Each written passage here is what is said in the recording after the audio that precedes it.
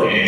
ওয়া ইয়াউমাল কিয়ামাতি ইয়াকফুরুনা বিশিরকিকুম, কিয়ামতের দিন শিরক যারা করেছে, কিয়ামতের দিন যে মাজারে পূজা করেছে উনি অস্বীকার করবেন, স্বীকার করবে না, অস্বীকার করবে। ওয়ালা ইউনাব্বিউকা মিসলু খাবীর, ওয়ালা ইউনাব্বিউকা মিসলু খাবীর, এই খবর সম্পর্কে একমাত্র আল্লাহ পাক জানে, পৃথিবীর আর কেউ জানে না।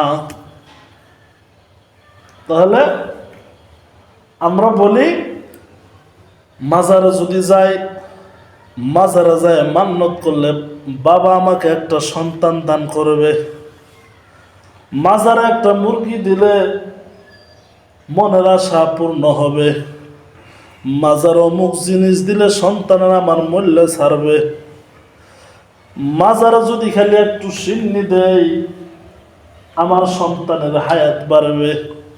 এইভাবে মাজারে আমরা অনেক কিছুই দান করি, অনেক কিছুই দেই। এই কারণেই দেই যে এই মাজার থেকে আমরা উপকৃত হই। অথচ ওই মাজারের ভিতরে যে শুয়ে আছে ওই শুয়ার সম্পর্কে আল্লাহ পাক বলেছেন ওয়া ইয়াউমাল কিয়ামাতি ইয়াকফুরুনা বিশিরকিকুম, কিয়ামতের দিন যারা নাকি শিরক করেছে এদের সম্পর্কে ওই কবরওয়ালা বলবে আমি এদেরকে চিনি না, এদেরকে চিনি না, এরা কারা? অথচ আপনি আর আমি কি করতেছি? সেজদা করতেছি। সেজদা তো একমাত্র আল্লাহর জন্য, সেজদা মার জন্য দেওয়া হয় নাই, স্ত্রীকেও তার স্বামীকে সেজদা করার হুকুম করা হয় নাই, এই সেজদার কোরআনকেও করা হয় নাই পৃথিবীর কারোর জন্য। পৃথিবী বলেন এবং আসমান বলেন, যত কিছু বলেন, সব কিছুকে, এই আদমকে কাউকে সেজদা করতে বলা হয় নাই।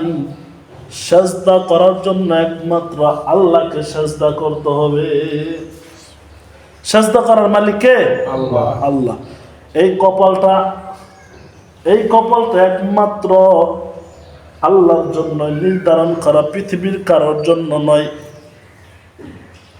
কিন্তু আমরা অনেকে আরেকটা কাজ ভুল করে থাকি।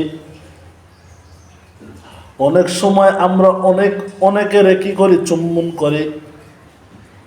চুম্বন করার ক্ষেত্রে হ্যাঁ আপনি চুম্বন করেন, ঠিক আছে, মাকেও আমরা অনেক সময় চুম্বন করি, বাবাকে করি, অনেকেই নেতাকে করে, বাবাকে করে, পীরকে করে। আপনি আপনার পীরকে মহব্বত করেন, পীর যদি সঠিক রাস্তায় থাকে পীরকে মহব্বত করেন, কোনো সমস্যা নাই।